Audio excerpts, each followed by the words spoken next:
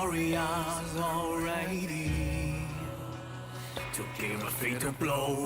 Observe the sums of time guided by civilization. Light a beacon, spread the words. The war cries sounding from afar. Fire and sword piercing through. We'll never surrender. For our lives, for victory. From the King of Glory. The symbol touch the sky. Together, heart champion charge without fear. Climb the highest mountain. The way to glory is higher than the sky. The sound of war fill the planet. And a hero that'll make history. Words will spread through countless. Temple the God will walk our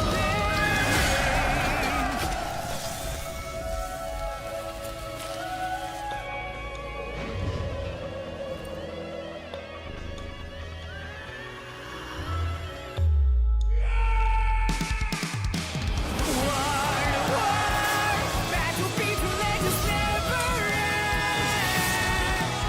Swords come through the gates of hell. All will be ready. Unlike us, warriors, impeccable strategies. When the sharpest blade are drawn, enemies will be cut like the symbol for all glory. Fight to the top, and we'll be the goal.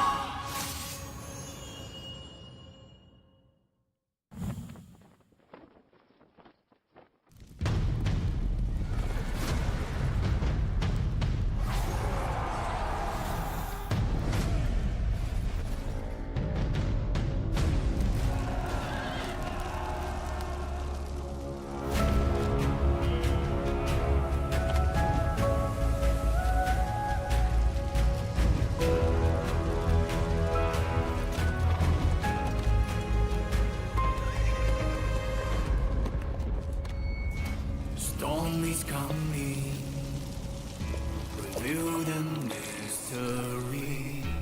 Hidden warriors already to give a fatal blow. Observe the sums of time guided by civilization. Light a beacon, spread the words. The war cries sounding from afar. Fire and sword piercing through. We'll never surrender. For our lives, for victory. From the King of Glory. The symbol touch the sky. Together, heart champion charge without fear. Climb the highest mountain. The way to glory is higher than the sky. The sound of war fill the planet. And a hero that'll make history. Words will spread through countless. Temple the God will walk our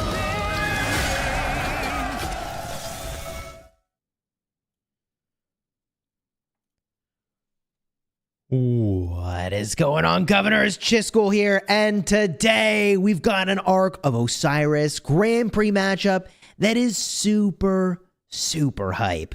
We're going to be spectating 60 GT from the international servers versus YYDS from the Chinese servers, and this should be a really exciting matchup.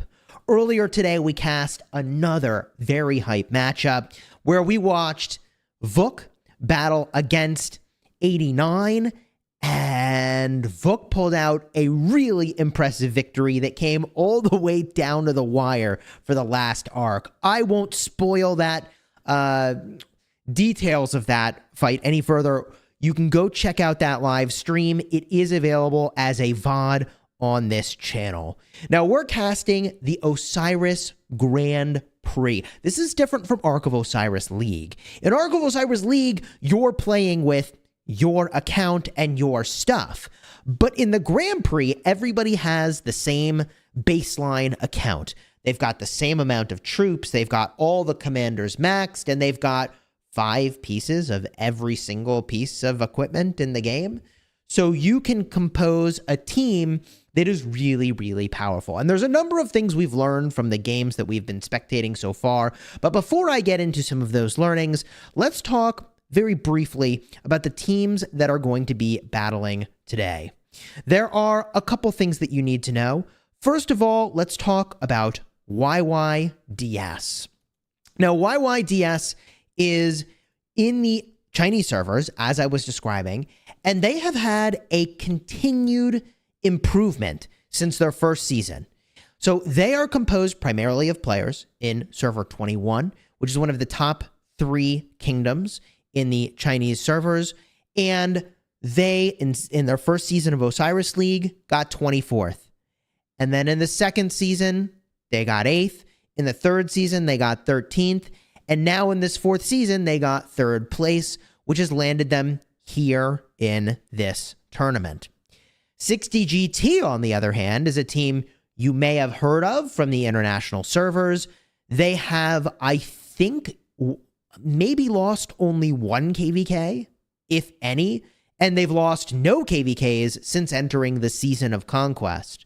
And they also have won their realm, I think, ever since they entered it for Ark of Osiris League. So 60GT is an impressive team. And in addition, in the grand finals, they are one of the top placing teams as well, pretty much every single time that the event comes around. So these are 2 extremely top tier teams. I think between the 2 of them, right? Like, I'm biased because I'm, actually playing on the international servers and I've seen GT firsthand, but I am inclined to believe that they would be favored in this matchup just based on their track record of performance. But look, the Chinese servers and the international servers have different levels of gameplay and different levels of strategy. So it could be that YYDS is going to come in here and knock people's socks off, okay? And when I look in game, I can pull this up really quickly, at the distribution of the Oryx in the international servers to see kind of where people have placed their bets. We can see here in the Grand Prix betting that overwhelmingly, like 80% maybe, have put their Oryx or their tokens onto 60GT. So people think that GT is going to win today. But are they going to win? These matches are always full of surprises, as I was describing earlier. And one thing that we're seeing as a unsurprising, consistent theme is the use of 4 cavalry marches. 4 of them. 3 that are pure cavs in the way that you and I would normally think about it, and then 1 leadership march, that's Ethel Trajan, run with full cavalry. So if you didn't believe that march speed was just about everything, let me reiterate to you that these are the best teams around, and they believe that march speed is just about everything, okay? The thing that we were talking about in the prior matchup is that, look, if you can just get places faster, it offsets the fact that you don't necessarily know where your opponent is. So let's jump now into the matchup and get a peek at 60GT versus YYDS. As a reminder, the matchup today is going to be on a long delay. This long delay is intended to maintain the competitive integrity of today's matchup. And, I don't know what the score differential is going to be, but in a lot of these matches, they've been really close. So this could be another 3,000 point game, maybe a 6,000 point game. I would expect, though, it's probably going to be close. Now, here we've got GT in blue porting in.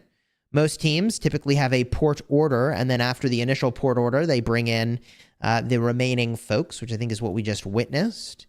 Here is YYDS. They're still executing their port sequence, entering in an exact order in order to make sure that players are in specific locations. So this matchup today, let me know your thoughts down below in the comments, in the chat section, what you think the final score is going to be. I'll drop a quick gift code in the chat for those of you looking to get a little bit of extra value in Rise of Kingdoms, and I'll take this opportunity to remind you to consider subscribing to the channel for more Ark of Osiris Grand Prix gameplay coverage.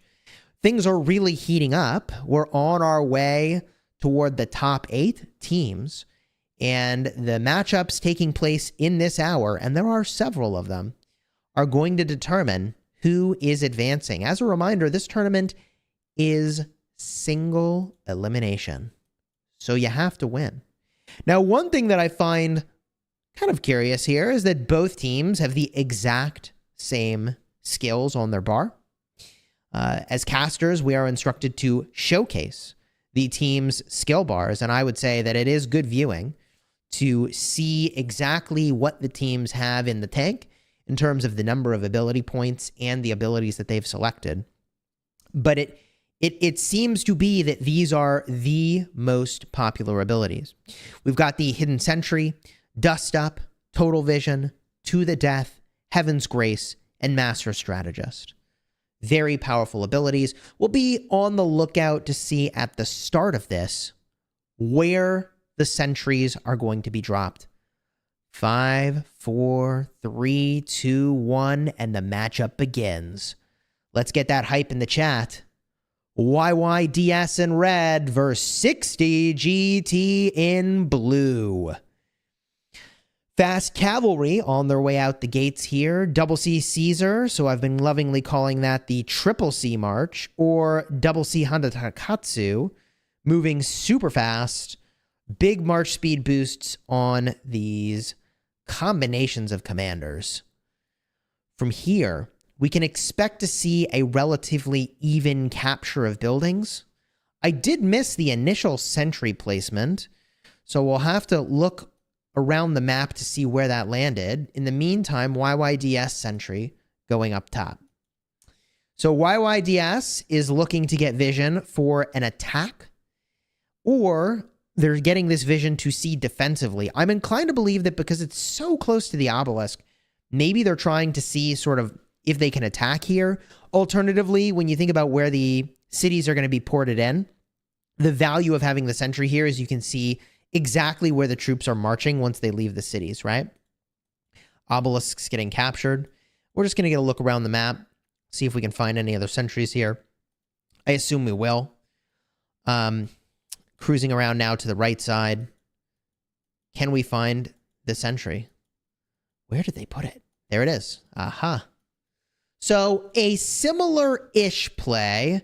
I'll say that GT put their sentry further back, closer to their own side. So this to me feels a little bit more like a defensive sentry, whereas the one placed over here right on top of the obelisk feels like it could be more oriented toward attacking. And, you know, look, they've got a march going up to the obelisk, right? They are headed there. So GT presumably still has troops in here, or they need to get more troops in there. Oh, gosh, this would be a disaster if these guys could take the obelisk. Oh, wow. Oh, man, this could be very significant. This could be a very, very significant moment here. If this obelisk is empty, this would be a disaster for GT. Oh, no. Wow. Good play by GT. YYDS tries to catch them out and is unable. Woo! That was a tense moment. that could have been match defining. Wow.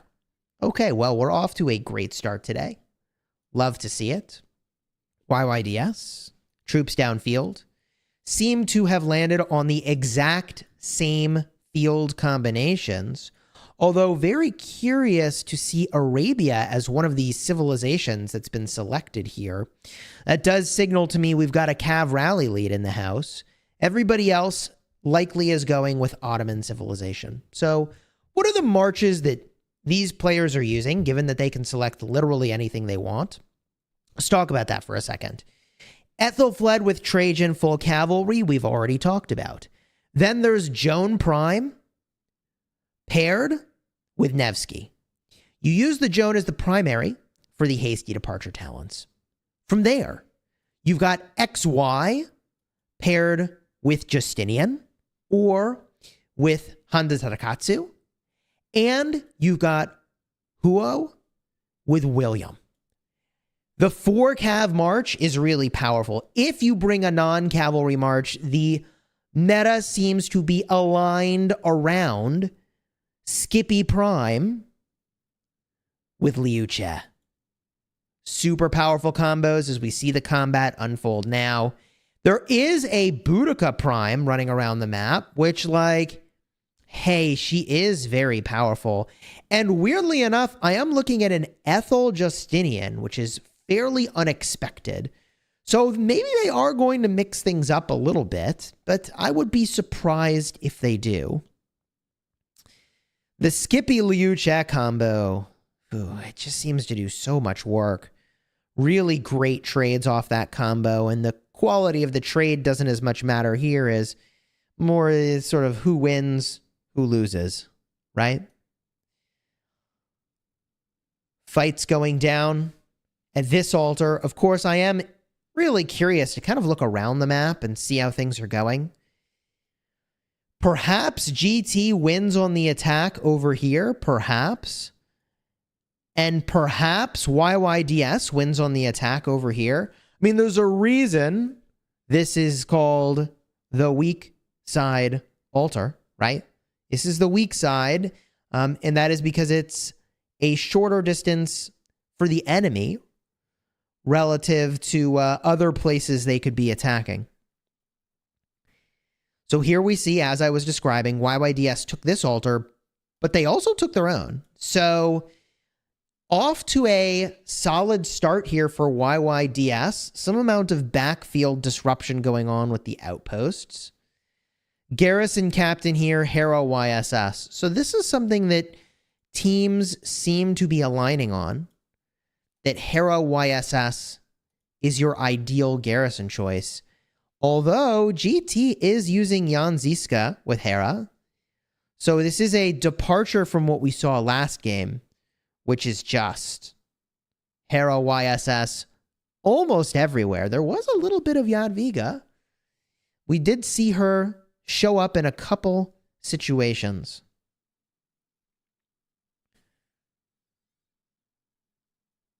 Now, YYDS, 3 altars. Looking very strong on those altars.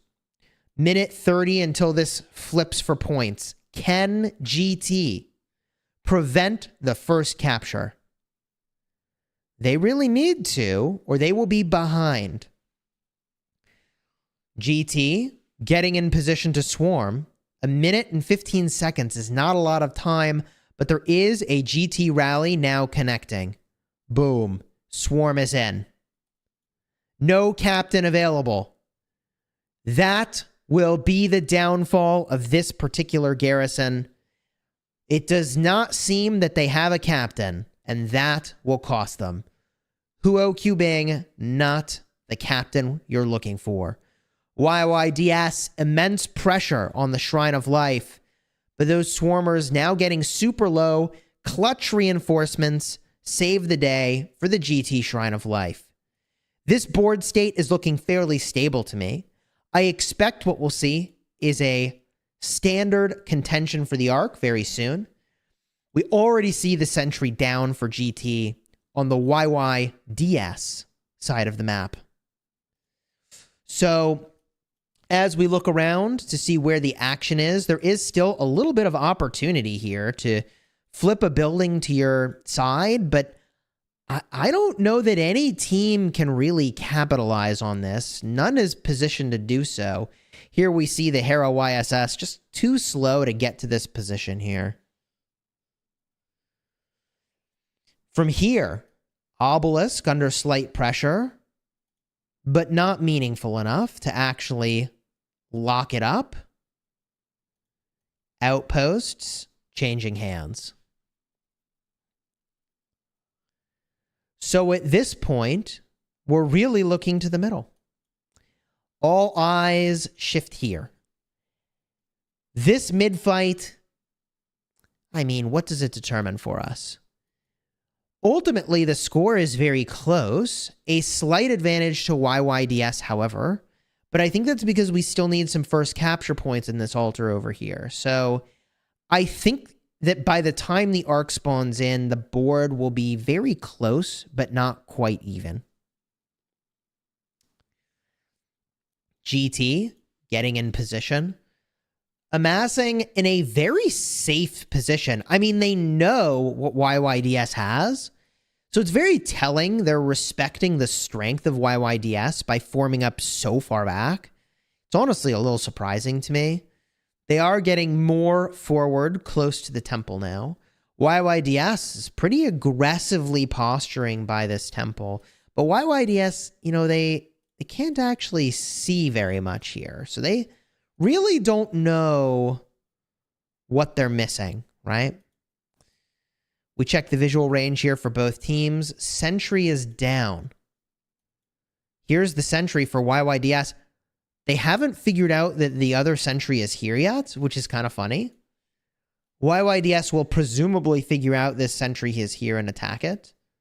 But as of yet, they still have not noticed it. Yeah, no, they are standing next to it. They have vision of it. For those that don't know, sentries can see other sentries, and the only way to take out an enemy sentry is to have vision with your sentry. There we go. King C peels off and starts to take care of the sentry. That's what we were looking for. As we cruise around the map, rallies in on the Sky Altar. Heavy YYDS presence at the Sky Altar, and a rally going downfield to the Shrine of Life. Meanwhile, it could be that YYDS is trying to play the building game, chat. It could be that they are going for the building game. We've got to go back to mid here as this fight is about to unfold. I do see that Total Vision, I believe, has been activated for GT. So now GT maneuvering a weird configuration of YYDS. Master Strategist. This is a very, very, very early Master Strategist play. This is unusual. They're going for the building game. They're going to go for the obelisk? This is a play we've never seen. How will this work out? The marches emerge. They have a major buff to their damage for the next window of time. They move in on the obelisk. We've never seen this in my entire time casting Ark of Osiris. Never have I once witnessed this play. YYDS, big moves. They do have Gorgo here. Presumably, she is here to garrison. This is unusual. I have not ever seen this play made. Big swarm on the garrison. They haven't taken it yet. Good defense here by GT so far. Refreshing their marches where they can. Fresh march gets in. Captain is likely to pop in a second. But GT doing a great job holding on to this garrison. New captains in, the garrison flips. The teleport flow for GT is now officially very disrupted. The Gorgo captain is now in, and she is the captain. They flipped to Hera YSS. Okay. This could be exciting. Drop your hype in the chat. A new play that we've never seen made in the history of my casting Ark of Osiris League is happening now. Tell a friend. The hype is real.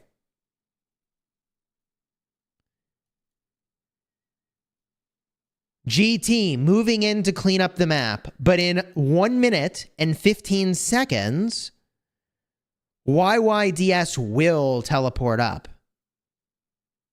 So what happens? If YYDS teleports up, they will block spaces that GT will never get back, I would assume. I mean, you're just going to sit here rallying a 200 mil power player? I don't know. Maybe. But that's a pretty major March commitment per player that you want to remove from this position. So GT has to get this back in the next 45 seconds. Now, I'm inclined to believe that they will, which makes this play from YYDS really bad if GT counters it. It's a very risky play that feels like it was unnecessary to make. 26 seconds, the garrison flips back. I don't know, man. They lost the Ark over this. Of all the places they could have gone, the obelisk was not where I expected them to go. This is not what I think YYDS envisioned when they drew up this game plan. Rally is defeated on this side of the map as well. This situation is getting awkward for YYDS. GT has a lead, and they have scored the Ark. So the building gains have now been offset, and that use of ability points from YYDS suddenly looks cute, but not good. GT has got to be feeling very confident about this match now, because not only did YYDS miss out on their opportunity for that first Ark, but YYDS is now down Master Strategist. They don't have that tool in their toolkit. And that could end up being very costly for them. Big contention, by the way, on the screen. Love to watch this kind of stuff. Great hold happening for YYDS, although I don't know how much longer they can hold. And there it is. The garrison flips. Now we get a look around the map. Unsupported rally in trouble. Swarmers. Good defense here from GT.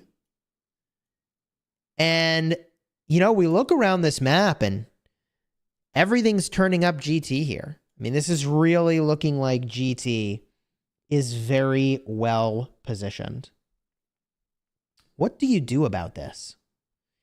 If you're YYDS, I mean, you've got to stabilize buildings. And we know that they're good on pushing buildings because of how well they pushed at the start. So I guess they need to sort of stabilize this situation and then get back on offense and get at it. Drop your thoughts down below in the comments and in the chat for what you think is going to be the result of this matchup. And I'm really curious to see your thoughts about that Master Strategist play. We've still got 40 minutes left in this match, so there's a lot of time to do something novel. I don't know if we'll see anything more novel than that play, though, earlier. That Master Strategist was certainly different. YYDS clearing out the GT, marches from their defensive Sky Altar. Now rallying the Desert Altar. Love to see Jan Ziska as the captain here, with a Hera secondary, although I didn't see Hera's animation. Now I do. I saw the -0 damage taken from normal attacks, and that is the signature Mighty Shield doing its work. Rally plus Swarm doing its thing. Justinian Nevsky is the combo. And of course, that rally combo is undeniable, although this Desert Altar having a great hold here. Kenny's on their way to this garrison, double C primary. I don't know if they'll get there in time, but this is why you use fast marches. I mean, it almost got there. It was worth a shot. Seconds matter in this game mode, that's for sure. 4 minutes till arc spawn. The YYDS sentry still here. Looking around the map. Desert Altar, rally plus swarming players. YYDS deploying a new sentry to the left side of the map. Trying to get vision of where GT is going.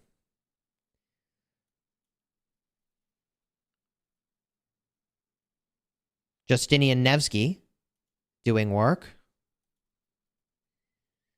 Garrison, however, looking pretty strong.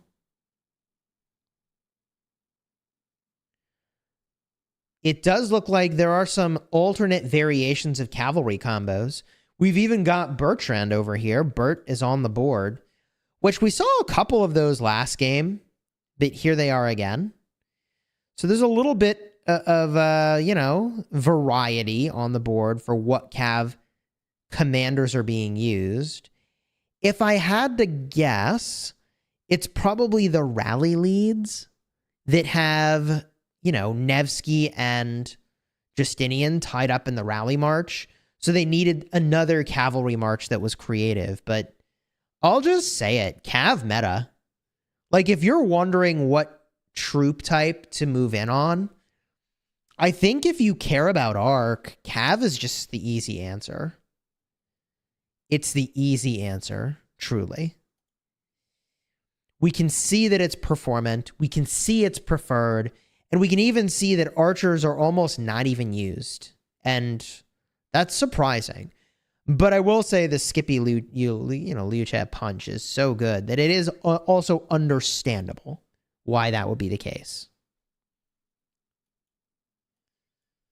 Swarm is in on the Shrine of Life. YYDS has evened up the board, but we do have only 2 minutes till this arc spawns. And GT is arriving shockingly late. So I think GT has the numbers here, but it's just really shocking to me that GT is still massing up. YYDS is already here. They've got more players coming, but I do think this attack is really not favorable for YYDS. The problem is that if YYDS attacks from this position, GT will rapidly get reinforcements, whereas, you know, they're kind of a whole field length down the canyon here. Yeah, I think YYDS is really cooked in this position. They are a dead man walking. GT with to the death. Look at all this extra distance YYDS is having to walk to get more players here. Meanwhile, GT has just got a very short distance. I think this arc pretty handily flips over to GT. So the question is, where are all the YYDS players? And I think the answer has got to be pressuring buildings. So if we go and just see if that is a true statement, you know, here is an assault.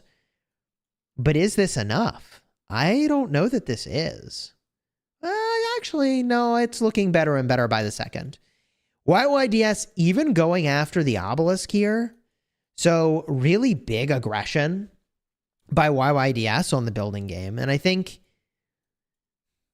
the best time to get the buildings was really the start of the match, because the arcs only get more and more valuable as you go. So the least valuable arc was at the start. But look at that, 4 altars for YYDS. Okay. Okay, there it is, chat. There it is. YYDS going for the buildings. I mean, you could see from the force in the middle that that was probably going to be the case, but GT's got a huge lead already. Normally, because the first arcs are worth fewer points, normally if you run the building game strategy, you have an early lead on buildings. But when YYDS took the highly risky play of going for the obelisk, they really kind of forfeit that a little bit. They forfeit that critical lead, and I think it's going to cost them. You have to pardon my yawning a second ago. The day started early. Your boy Chiscool Gaming over here woke up at 6 a.m. local time. And yeah, I'm feeling it. I'm definitely feeling it. I'm also a little bit jet lagged, having just returned from the Rise of Kingdoms meetup in Cologne, Germany, which was a truly amazing event. I actually had the opportunity to meet a bunch of players there, including someone from 60GT. And we had a great conversation, by the way. And they symbolically had me open a rainbow chest from their alliance. I just tapped the little rainbow button. You know, they showed me their phone. I tapped the rainbow button. But we have a little video of that happening. Probably turn that into a YouTube short. But all that to say, the community in Rise of Kingdoms is pretty amazing. Global community, and it's so cool that we get to have battles like you see here. Two global communities duking it out. 60GT taking the shrine, but you've got to hand it to YYDS with the 4 altar capture. I mean, I was looking at the building points per minute and I was like, oh, you know, chat, I don't know. Can they recover from a 3,000 point deficit? Well, hey, at 600 points per minute, you bet they can. You better believe they can. I mean, in 5 minutes of that, they've evened up the score, right? So this is really big, what YYDS is doing right now. The problem is sustain. And can they sustain it? I don't know. Maybe. Maybe. Here we see one of the altars flipping over. So already GT trying to recover that point disadvantage. But still, I mean, they get even more points per minute now for GT. So GT is starting to narrow the gap on this points per minute differential. And I'm now kind of worried for YYDS. I mean, look, you know, what we typically see in this style of matchup is a sort of ebb and flow of who has control of the map after the arc fight. And let me explain that. The team that wins the arc fight is weak to the next wave of attackers. And the reason is that their arc marches are all weak. So then when those attackers get dwindled down, your opposing team comes back strong.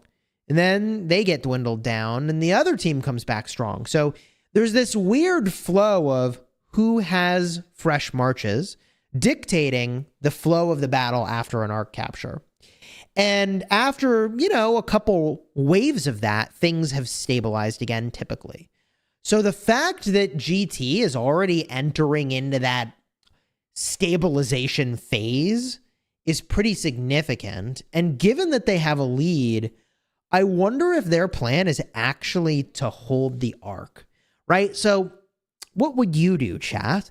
I think that if you're GT, you have a building lead, you feel like you probably can handle the buildings when you're not sending so many marches to the middle. I think GT wants to hold this arc, which is not something I would have kind of expected to say. I would have expected them to want to go for every single arc they possibly can. But I think they just go somewhat cautious here, and they just hold it. And that feels reasonable to me.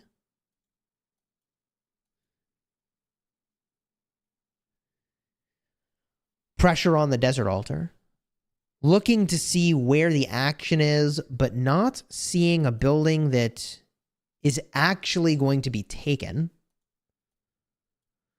So, you know, the buildings are getting hit, but we're entering this sort of stabilization phase that I was describing.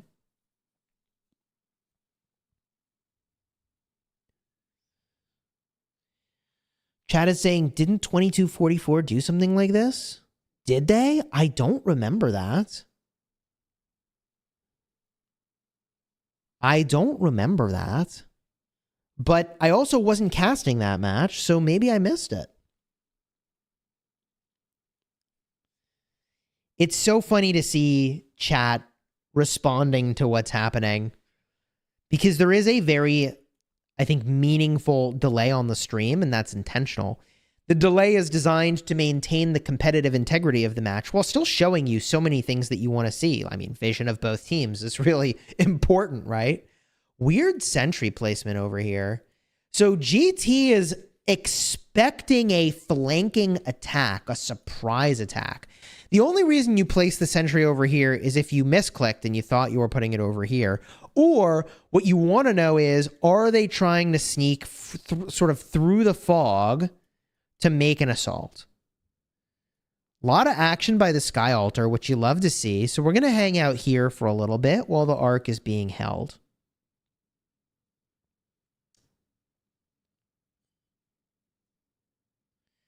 Chat says, yesterday I bet coins on YYDS just in case. And if it hits, I'm going to get so many coins. You know, placing your bets on the underdog is, of course, unlikely to result in a win for you. But if it works, man, you have such a great return on coins. Now, the real secret with the coin betting is that you actually don't need to place a lot of bets to still get some big wins. But you know what was really exciting on the topic of the Cologne, Germany meetup that I recently attended is that the developers did convey that it is very intentional when they make events like the ones in which you place bets to get players, even that aren't playing in the event, to be engaged in the bigger things happening in the community. And I mean, hey, you know, slap a few rewards on there and you've always got my attention. So I think it is really cool the way that the game integrates a betting system with these events so that even if you're not playing, you get to enjoy the hype of the game. By the way, if you haven't already subscribed to the channel, consider smashing the subscribe button for this official Rise of Kingdoms channel. We're going to be doing lots of Grand Prix coverage. And of course, this is also where Ark of Osiris League coverage happens. Also, the Grand Finals gets covered on this channel. So lots of gameplay happens here. Subscribe so you don't miss it. Also, my own channel is linked in the description. I aim to help you get value and smash your enemies with daily Rise of Kingdoms videos, baby. Now, as we look around this map, the real thing that matters is the points per minute. And YYDS needs to have more points per minute, and they can't seem to find it. So this is problematic for YYDS. They need to find a way to get back into this game. And with 3 altars, now 2, in the hands of GT, this is not, I think, what they were sort of hoping to be the board state. I really kind of feel like that surprise play they did was a bit of a Hail Mary. Like, either it works and it gives them a big advantage, or it doesn't work and it really set them back. And I feel like it set them back in a way that was kind of unnecessary. So we'll see here. Chat says, hard work ahead for YYDS. They've lost their master strategy. Yeah, I mean, the thing that is honestly, look, half of the value of master strategist is the threat of master strategist, right? The fact that it can be deployed makes your opponent play differently. So deploying a master strategist that early has the double negative effect of both making it so they don't have master strategists anymore and making it so that the enemy, that's in this case GT, doesn't have to play around master strategist anymore. And that is major. So GT can move forward knowing things like, yeah, you know, if another arc spawns in the last couple minutes, we don't have to worry about the master strategisting, you know, that thing back to their own side, right? Half of the value of master strategist is simply the threat of a team doing it. And that is now removed for YYDS. So GT can move with confidence here. Meanwhile, rallies in on the desert altar. There it is. So on the topic of the Cologne meetup, hey, you know, since I'm solo casting this, we get to talk about some fun topics here. Oh my gosh. The gathering march in the field, by the way. Cleopatra. Yikes. So, I mean, hey, look. It looks like they accidentally brought that march downfield. Whoopsie daisies, right? But at the Cologne, Germany meetup, one of the things that they talked about is that they do want to have more esports-like events for Rise of Kingdoms. So I would say that this is one such event, in part because the field is really leveled. The playing field is leveled. Everybody's got access to the same stuff, which is super cool. Now, in the last matchup we cast, the winning team had over 3,000 points of provisioning. So it could be that provisioning will be super relevant to today's matchup. Here you can see in the previous matchup, there were those 3,000. No, that's not quite right. My apologies. Here it is. 1,400 points of provisioning so far for GT. Actually, that's pretty good. That's pretty good. I'm surprised GT is already locking in some provisions here, but they are doing that. So, you know, GT is cruising on this scoreboard, that's for sure. Opening up that lead in several ways, both from a provisioning standpoint and up till this point, a points per minute standpoint from buildings. And gosh, they've got this arc just kind of chilling for another 3 minutes. It's just chilling. Shrine of War flips red, or rather blue. So GT now getting ahead on buildings. Pressure in on the Sky Altar. Close, but not quite going to flip this over. Good reinforcements here. We look upward at the Desert Altar. Here's the action.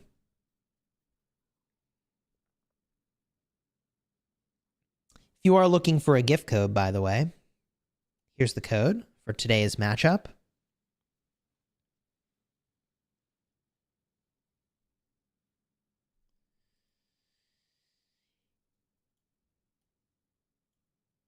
And will we see this building change hands again? Minute 30 till it starts ticking for points.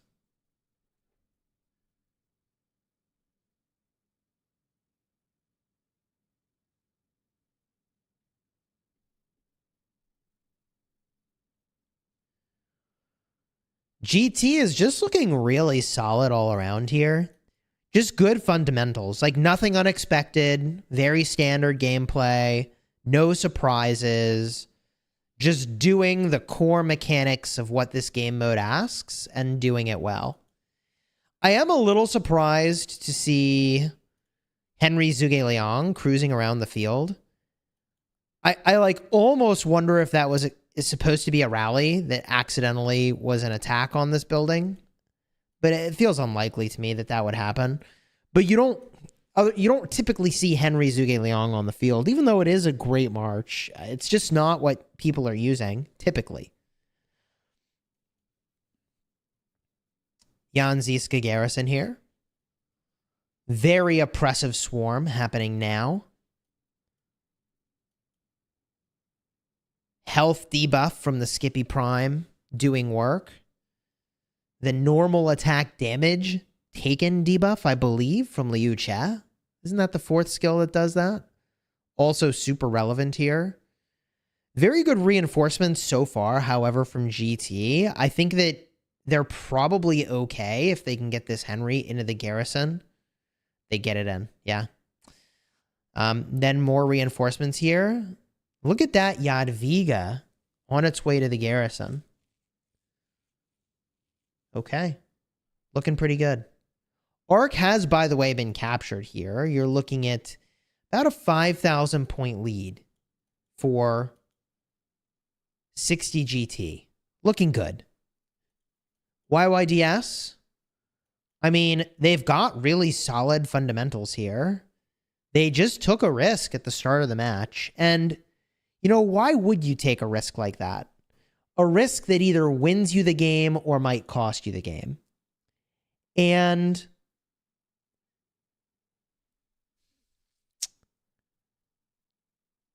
I mean, you know, I often say that playing to win is the way to go rather than playing to not lose. If you're YYDS and you kind of feel like you're just going to lose, then I suppose taking that risk doesn't feel much like a risk, does it? It feels like a chance to handily win. So I can kind of see why, like, it's a play to win move to take the lower chance of success, but huge upside if it works, right? Moves like that, play to win rather than play to not lose, always interest me. They always interest me. Let's keep looking around the map here.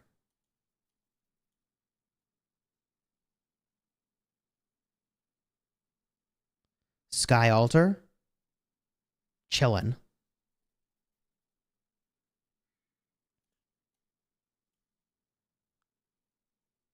Let's find the exciting fight. Honestly, actually, like all these buildings are in a state of reset. Okay, here we go. We found one. Chat, we found one. Sky Altar. Rally plus Swarm. I mean, it's kind of locked up for GT here, though. It feels pretty safe to me.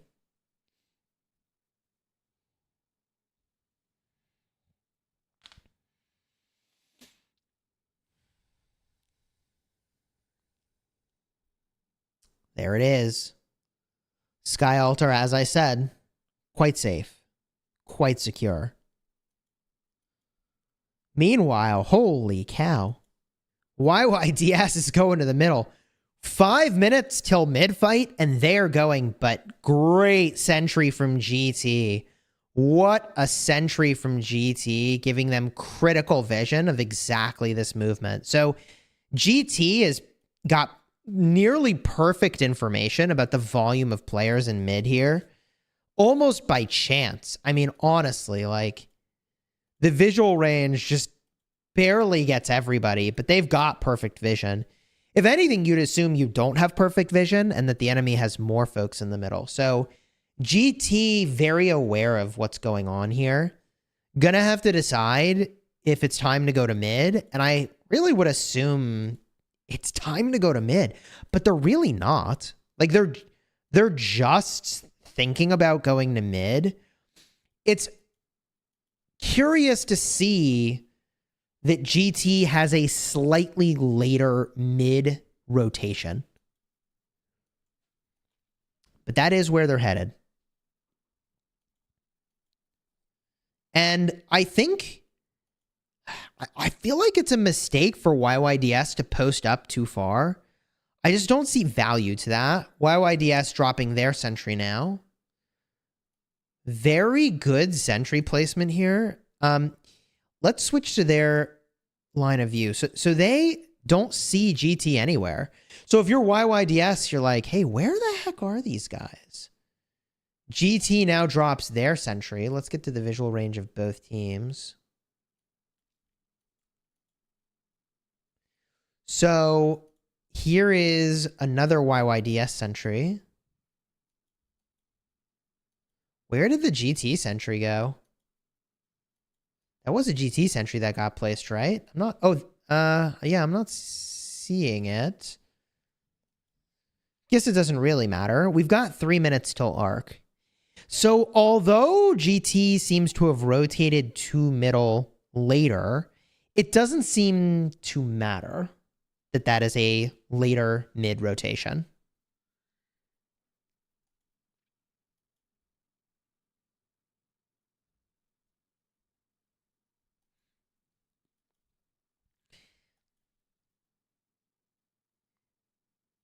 Chat says, if GT doesn't win, I'm not playing for 10 years.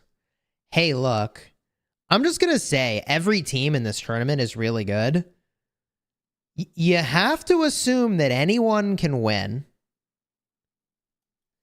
That said, I mean, I'd feel safer personally with my bets placed on GT based on how this match is going so far.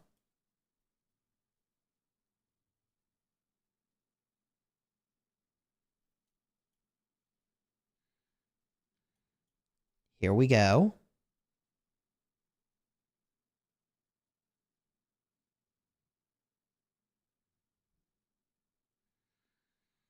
(1 minute and 45 till the mid-fight. Both teams now maxed out on points. I always find it surprising when this happens. Like, I guess teams are reacting to what the other is doing. There you go. They pop total vision, right? Like, I would pop a skill soon because they typically last for like 3 minutes, which is plenty of time. And you can start to regenerate points. Yeah, so YYDS is doing that. GT has done that. So now they both are recouping points. GT goes for Dust Up as well. I anticipate that GT will go for the Heaven's Grace to top this off. I think this is going to be a mirror play. I think both teams do the exact same thing. Dust Up total vision, what both teams are using here.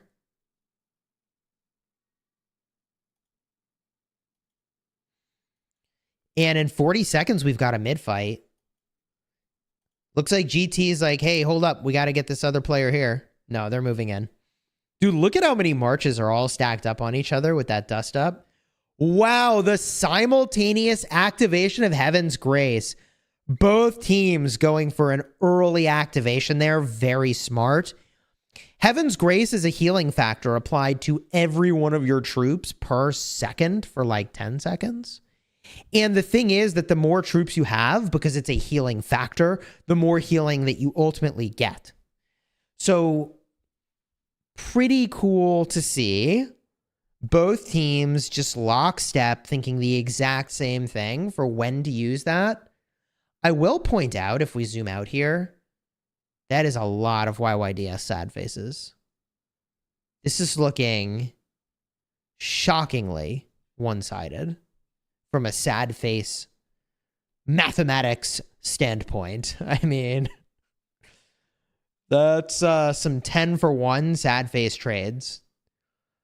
And it's not like YDS is they're not getting the buildings here. Right? YYDS is not getting the buildings. So I think they're just in trouble in this situation. GT carrying the Ark. Shrine of Life under pressure. So, I mean, okay, maybe they get the Shrine of Life, maybe. That ain't it, man. That is not enough. Pressure in on the Sky Altar, but it's like kind of just a swarm. Maybe they'll get it, but these reinforcements look super promising. Even Cleopatra calves going in the garrison. We do see the obelisk flip, but then get recouped. And YYDS gets vision down. I don't know what they're looking for at this point. They do end up getting the Shrine of Life, so that'll give them a little bit of a march speed advantage.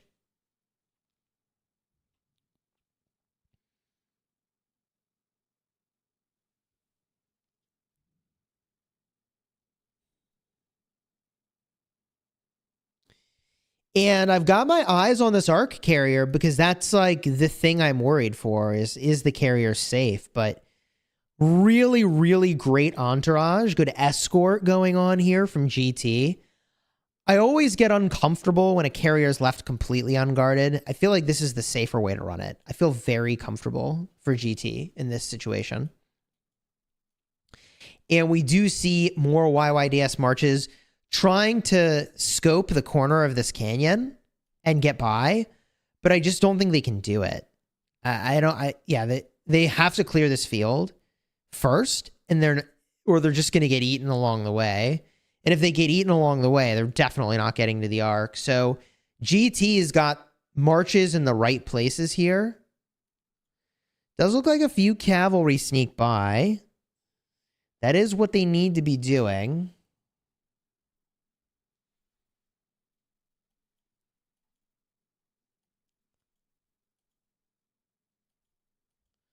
We cruise on down here.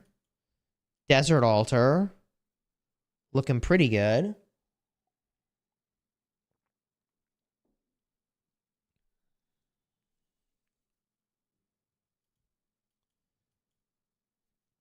cruise around the map. GT Sky Altar.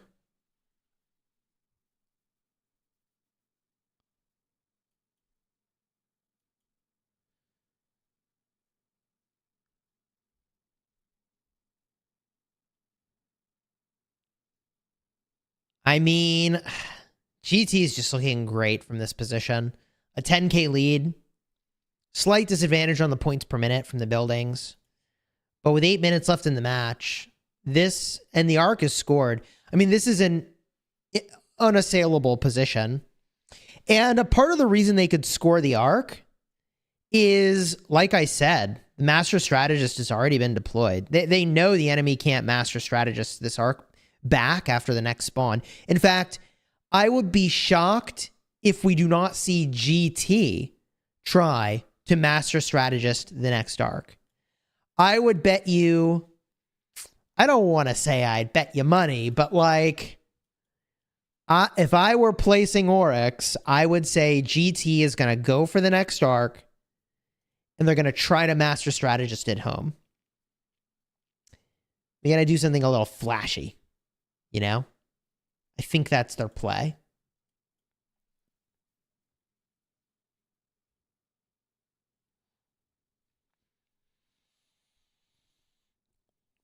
Rally's in. Shrine of Life.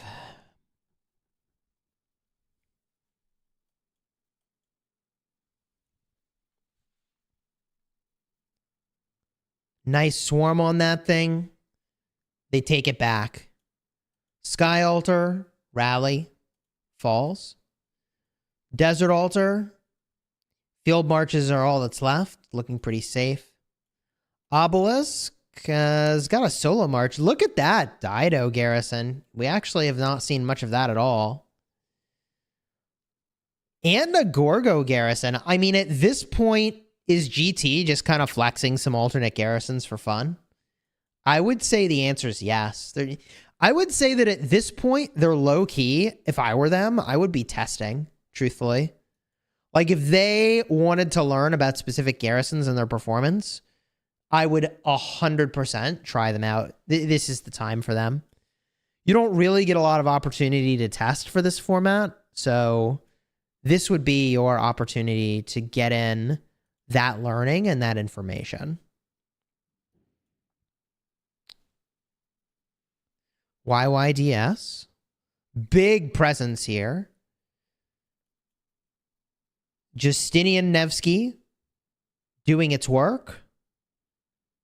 Swarmers also available, hitting the garrison.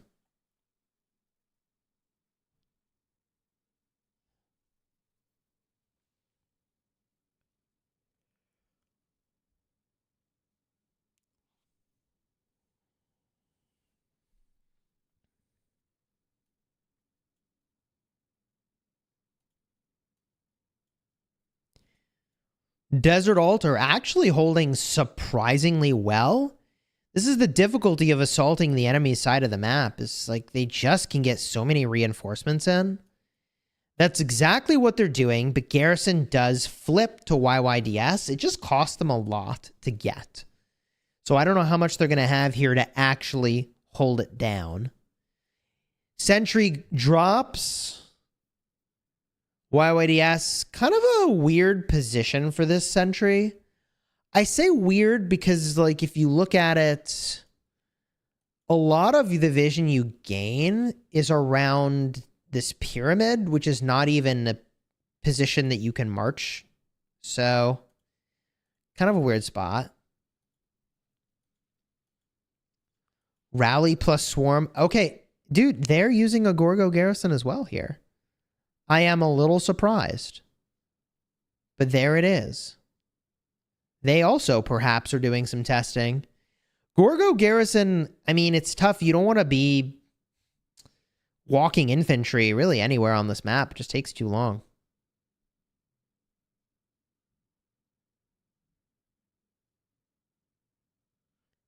Four minutes left in the match. 3 minutes left till arc spawn. I assume we'll see an arc spawn in. Guess we'll see. Garrison now looking safe. Let's go look at the arc. GT starting to assemble. Yeah, I mean, I think they're going to get a master strategist here. I actually think they're going to pull that off. If I were GT, that's what I would be doing. Or at least trying to do.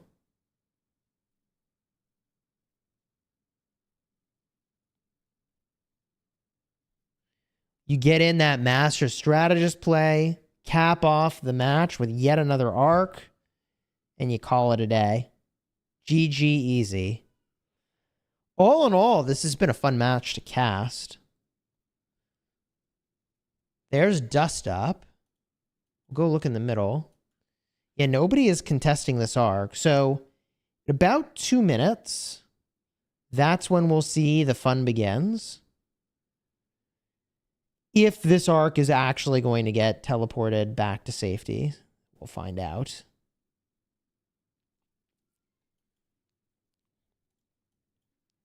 YYDS has, you know, some assaults going on here. Ooh. Nice swarm on the Sky Altar.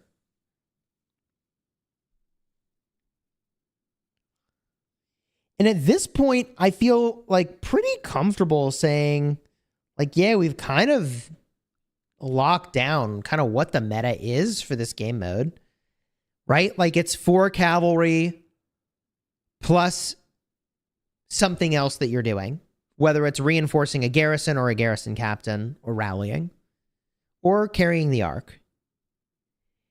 And your garrison is most likely Harrow ISS.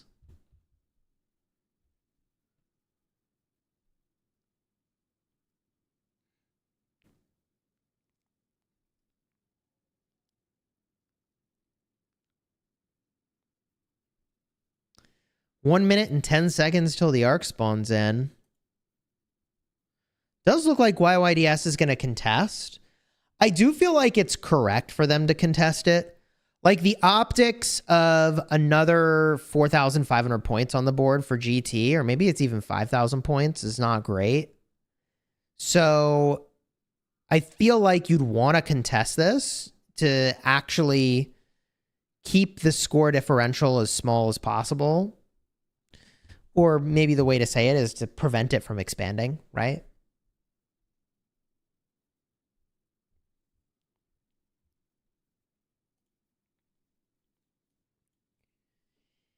Here we go. 26 seconds left. I mean, you've got to use Master Strategist here. Oh, they don't have the points for it. Oh, I'm actually sad now.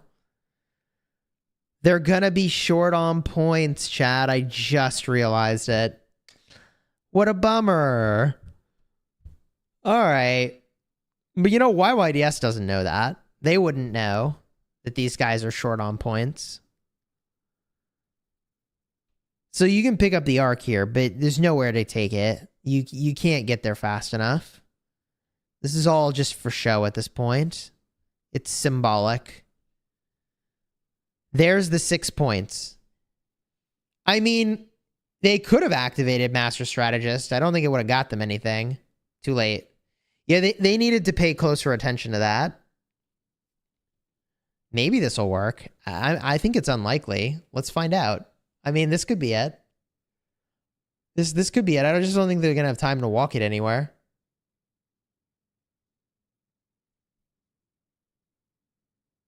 Nope. Nope. Nice try, though. It was a nice try. Well, congratulations to GT on the win and YYDS for some amazing gameplay. We're looking at 10,500 points for the arc for GT, 27 to 28,000 points on occupation. So it really was the arcs that made the difference. And an impressive 5,300 provisions for YYDS, but not to be forgotten is the 4,616 points from GT. If you enjoyed this stream, throw a like on the stream and consider subscribing to the channel. We'll be back for more of this amazing Grand Prix gameplay. Next round is going to be 8 teams battling down to be in the top 4. So subscribe so you don't miss it. Also, check out my own channel linked in the description for daily videos designed to help you get value and smash your enemies in Rise of Kingdoms. Until next time, you have fun smashing the kingdom. Take care, everybody, and we'll see you soon.